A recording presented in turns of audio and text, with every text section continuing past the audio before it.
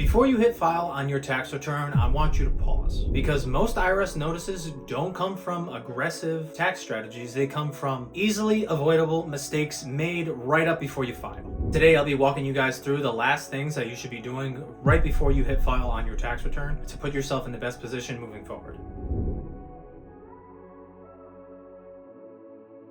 Quick intro, my name's Andrew D'Amico, CPA partner here at Ledgerly alongside Mike Abrahamian. We're tax strategists. We're helping our clients save money on taxes, build better asset protection, and build a roadmap for generational wealth. If you like the sound of those things, please do us a favor. We'd really appreciate it. If you like this video, leave a comment and subscribe to our channel for future videos. But enough of that, right to the whiteboard. So first primary thing to do when you're reviewing a tax return before you're submitting it is you want to do a match test. So you have two columns here, you file and IRS has. Let's say you're filing your return, you're doing your due diligence, you're filing W-2s, and you have some interest forms, right? 1099s, maybe you have a 1099 NEC, right? Let's say you're inputting all these things in the tax return. But let's remember that the IRS has systems and protocols in place, so they actually kind of know what they expect you to owe and what taxes they're owed at the end of the year. So they're going to have anything that's issued in your social security number because that's what ties you to your tax return. So they are also going to have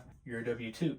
They're going to have your 1099s. But what if you had other 1099s that you didn't pick up and file over here? What if they had another 1099 interest and they had another 1099 interest, right? What if they had these two guys and you didn't file them over here? You're just signing yourself up to get a tax notice from the IRS, a CP 2000, and they're not going to be forgiving. Let's say this amount comes out to an extra $5,000 in taxable interest. You could be looking at, from the IRS, a notice for an additional $1,000 in tax plus interest.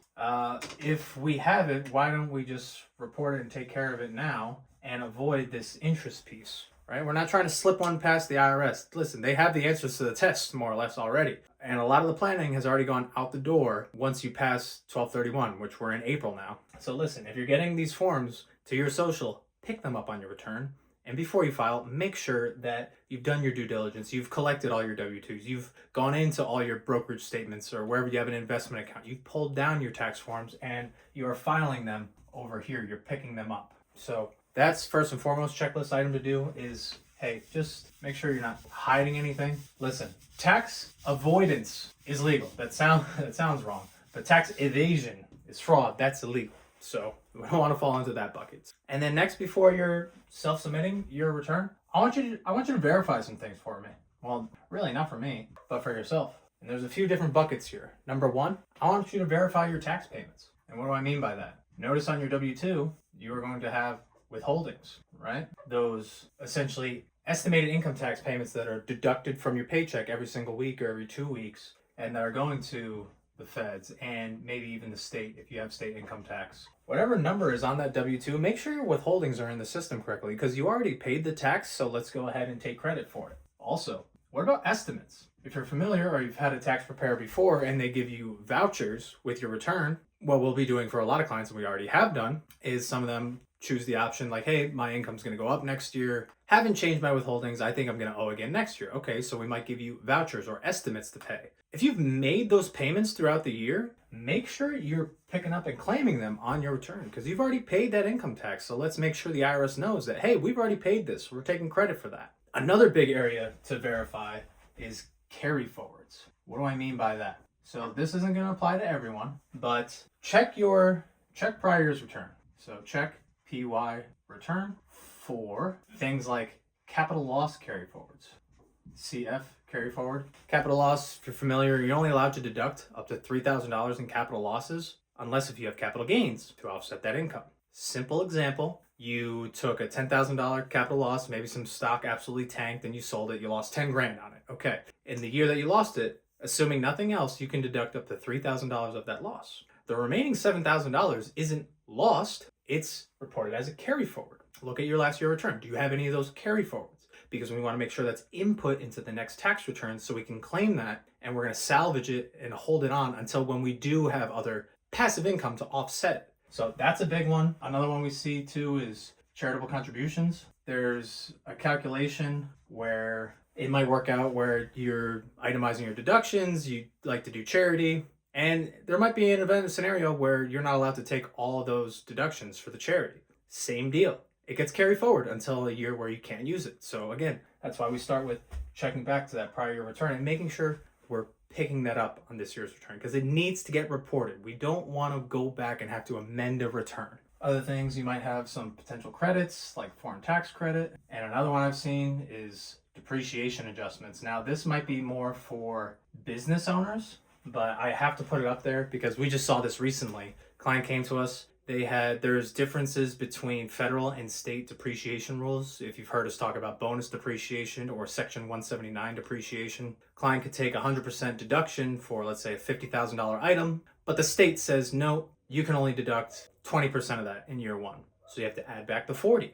We saw recently somebody missed out on a $40,000 adjustment to their Connecticut return. It might be disallowed in year one, but that $40,000 can be deducted in the next year, a piece in the next year, and the next year, and the next year. They didn't pick up that adjustment, so they just lost out on that $40,000 deduction. At Connecticut's rate, you're talking about nearly $3,000 in tax, which was just poof, gone.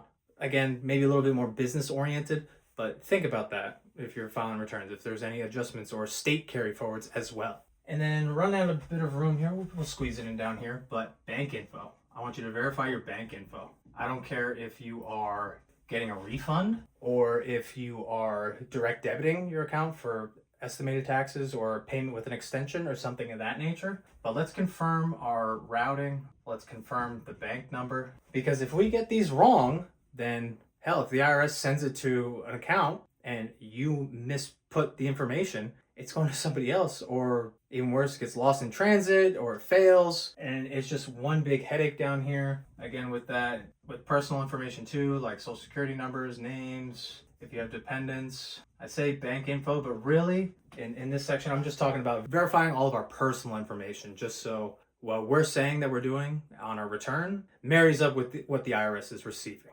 So again, it doesn't take that long. Log into your bank, use the app, go online, doesn't matter. Just verify that information is input into your return correctly. And not for nothing, keep a mental note if you are making estimates on autopay, when those are going out. April 15th, June 15th, September 15th, and January 15th. So you know that you could plan around, hey, I need to have funds in those accounts or in that account, and you know X amount is coming out each of those dates. So I know I'm kind of talking a lot here, so just want to give you a final checklist. So final checklist for you guys, because I was talking a bit, is number one, income matching. Again, go back to that first diagram. Anything with your social on it, W-2, 1099, doesn't matter. Make sure that you've pulled all the necessary documents and you're putting it on your return.